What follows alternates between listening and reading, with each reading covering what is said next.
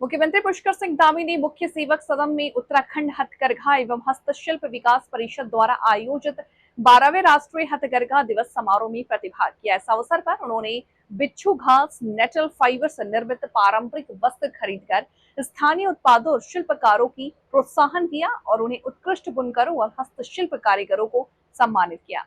मुख्यमंत्री ने राष्ट्रीय हथकरघा दिवस की शुभकामनाएं देते हुए कहा कि यह दिवस उन समर्पित बुनकरों और शिल्पकारों के सम्मान का प्रतीक है जो अपनी कला, परिश्रम और कौशल से देश की समृद्ध सांस्कृतिक परंपराओं को जीवंत बनाए हुए हैं।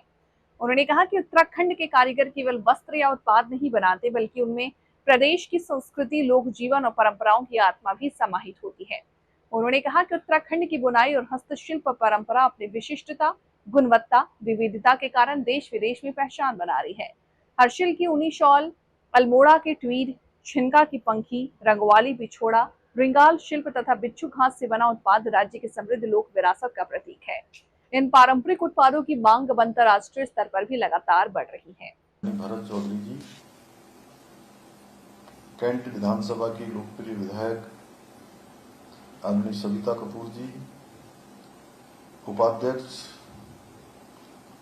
हथकरघा एवं हस्तशिल्प विकास परिषद श्री वीरेंद्र दत्त सिंहवाल जी, श्री गोविंद सिंह पिलखवाल जी और सचिव एमएसएमई और सचिव उद्योग श्री विनय शंकर पांडे जी,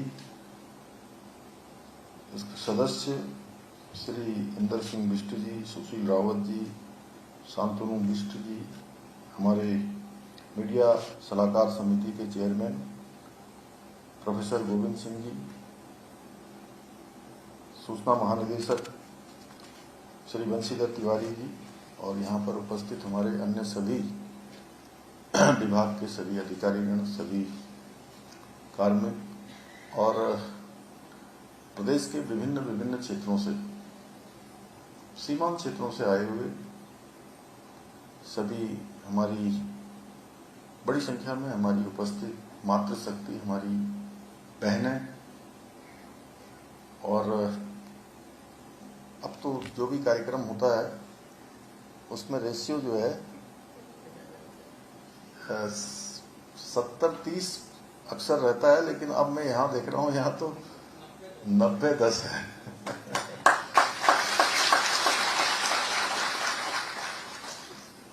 ऐसी सभी मेरी बहनें, उपस्थित सभी हस्तशिल्प से जुड़े हुए सभी हमारे भाई, सभी युवा साथी, मीडिया के हमारे सभी मित्र, हमारी बेटियां भी आई हैं तो उन्होंने मुझे मेरा यहाँ पहुँचने पर मुझे पुष्प देकर मेरा स्वागत किया। मैं भी उन दोनों का यहाँ पर बहुत उनका सबका स्वागत, आप सभी का मैं स्वागत करता हूँ। सभी हमारे प्रतिभाशाली शिल्प के क्षेत्र में, बुनाई के क्षेत्र में, लघु उद्यमों के क्षेत्र में काम करने वाले सभी भाइयों का, सभी बहनों का मैं मुख्य सेवक सदन में आप सबका हृदय से स्वागत करता हूँ, आप सबका अभिनंदन करता हूँ और आप सभी को राष्ट्रीय हथकरघा दिवस की बधाई देता हूँ, शुभकामनाएं देता हूँ। आप सबके बीच में आज इस विशेष अवसर पर उपस्थित होकर सच में बहुत प्रसन्नता हो रही है और क्योंकि आज का दिन हमारे उन सभी बुनकर साथियों को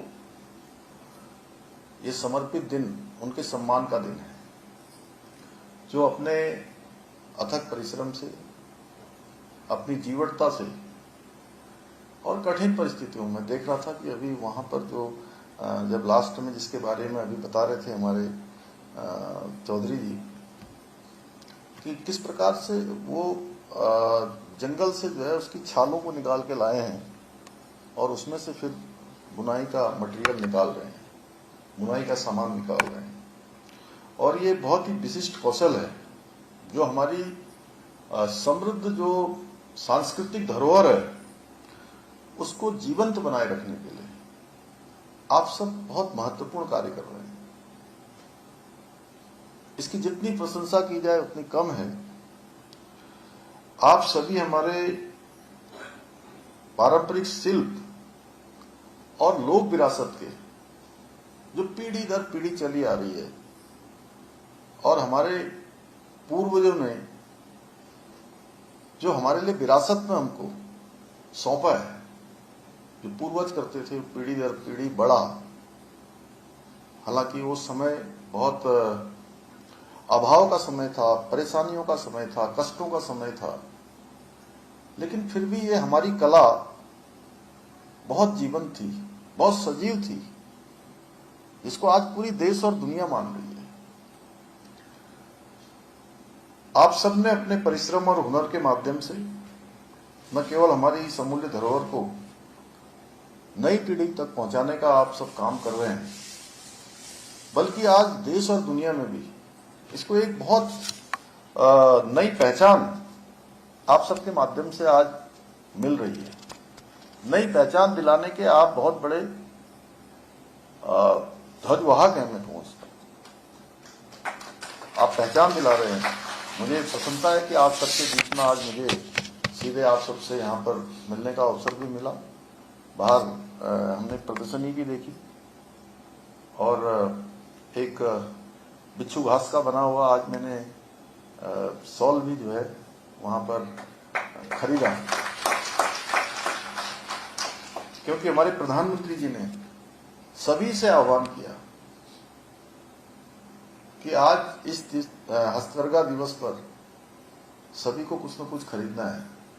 खरीदना ही नहीं है, सबको प्रोत्साहित करना है और इस विधा का जो विद्या है इसका सम्मान करना है। सच में मैं प्रधानमंत्री जी का आप सबकी तरफ से, अपनी तरफ से बहुत आभार व्यक्त करता हूं।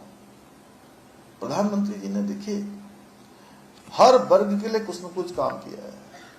कोई वर्ग समाज का ऐसा नहीं है जो छूटा हो।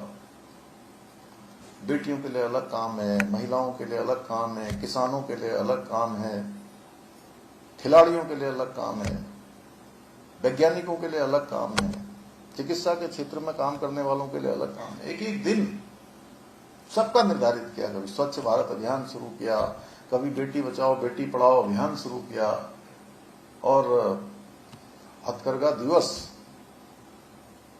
उन्होंने विशेष रूप से जो हथकरघा के क्षेत्र में काम करने वाले हैं उनको उनकी प्रतिभा को सम्मान दिलाने के लिए, जो कर्मयोगी सालों सालों से लगे हुए हैं, उन सभी कर्मयोगियों को पहचान दिलाने के लिए। काम तो कर ही रहे थे, वो तो अपने कर्मयोग में लगे हुए थे, लेकिन पूरे देश और दुनिया को बताने का काम हथकरघा दिवस को प्रारंभ करके माननीय प्रधानमंत्री जी ने किया। इसलिए मैं उनका धन्यवाद करना चाहता हूं, क्योंकि उनके मन में हमेशा जो कर्मयोग में लगे हुए लोग हैं, साधना में लगे हुए हैं, लगातार अनुसंधान कर रहे हैं। E20 एक दिन में नहीं बना। कुछ लोग कहते हैं इंडिया ने E20 की जल्दबाजी की, लेकिन सच्चाई इसका बिल्कुल उल्टा है। इथेनॉल ब्लेंडिंग की शुरुआत E5 पायलट के साथ 2001 में हुई। 2014 तक ब्लेंडिंग सिर्फ 1.53% तक पहुंची थी। इसके बाद गवर्नमेंट ने नए इथेनॉल प्लांट्स के लिए इंटरेस्ट सबवेंशन दिया, डिस्टिलरीज को फाइनेंशियल सपोर्ट मिला, ऑयल मार्केटिंग कंपनीज ने अश्योर्ड प्रोक्योरमेंट की और मोलासेस के साथ मेज और सरप्लस ग्रेन्स जैसे नए फीड स्टॉक्स को भी शामिल किया। नतीजा 2022 में भारत ने 10% इथेनॉल ब्लेंडिंग का टारगेट शेड्यूल से 5 महीने पहले ही हासिल कर लिया। इथेनॉल प्रोडक्शन कैपेसिटी लगातार बढ़ती गई। ऑटोमोबाइल इंडस्ट्री के साथ टेक्निकल कंसल्टेशंस हुई और साइंटिफिक वैलिडेशन के बाद ही E20 को फेज्ड